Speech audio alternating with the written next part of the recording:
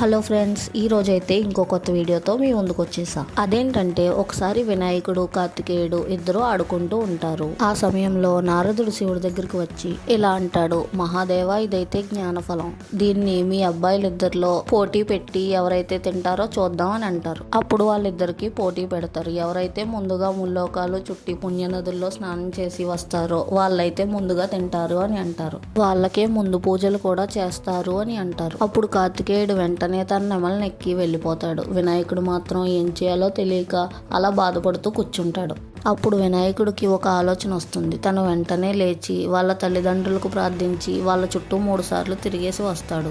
ఈలోపు కార్తికేయుడు పుణ్యనదుల్లో స్నానం చేసి ముల్లోకాలు చుట్టి అప్పుడు వస్తాడు. కానీ తను వినాయకుడి కంటే తనే ముందుగా వచ్చాననుకుంటాడు. కానీ ఈలోపే వినాయకుడు జ్ఞానఫలాన్ని తినేస్తూ కనిపిస్తాడు. జరిగిందంతా తెలుసుకున్న కార్తికేయుడు వినాయకుడి తెలివితేటలకైతే మెచ్చుకుంటాడు. అప్పటి నుంచి ఏ పూజ మొదలుపెట్టినా ముందుగా వినాయకుడినే ప్రార్థిస్తారు. వీడియో నచ్చితే లైక్ చేయండి.